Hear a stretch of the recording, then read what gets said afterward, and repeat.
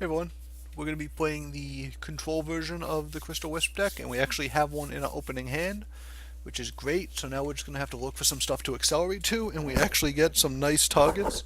We have a pretty good curve coming out. We have two 2-drops into a 4, a 5, and a 6, so we have a lot of different options in terms of what we can play depending on how our opponent develops. Now they play an early artifact to give them +2 attack.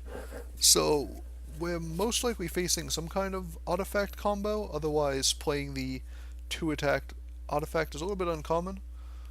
So we'll wait about the blast coming down. And we don't see that yet. They land the Dispel on our Crystal Wisp, so we're not going to get that acceleration, which is a little bit unfortunate. But we still can use the 1/1 body to trade in with their artifact and prevent them from getting much out of that. This is kind of unfortunate because we drew such a nice curve.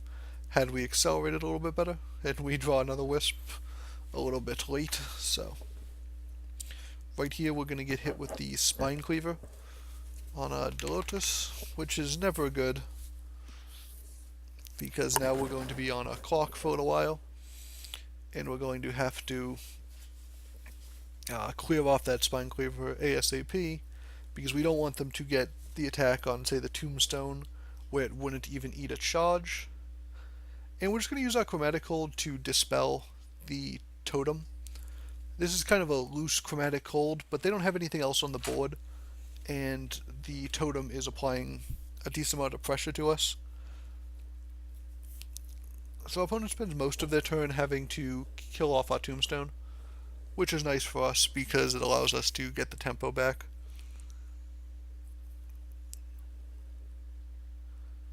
And they, I think, actually choose to kill off the totem because it still provides us a spot to summon minions from, and we could cast things off it, so if they have a free chance to kill it, not a lot of reason not to. Now the Spellbender comes down, and we attack face. Now the Spellbender might just be killed off, but it does require them to, if they play a spell on it, it requires another mana, so it slows them down a little bit.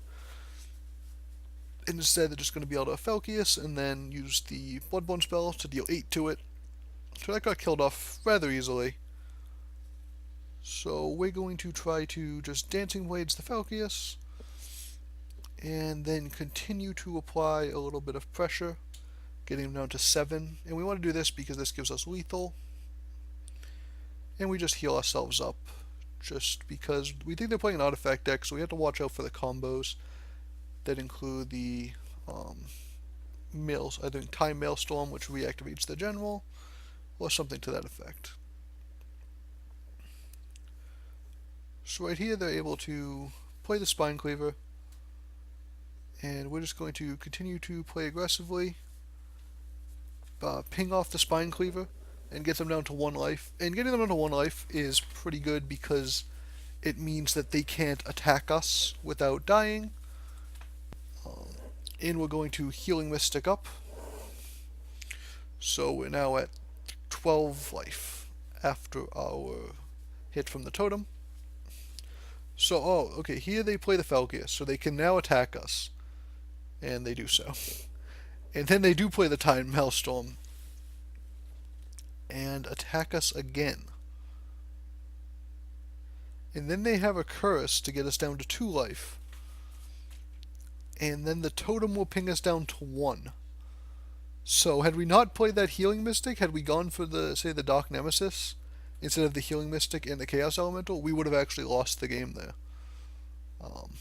It actually might have been more prudent for us just to not keep attacking face, and just keep attacking with our Bloodborne spell, and instead just apply damage with, instead try to, just win with inevitability. So we got pretty lucky there.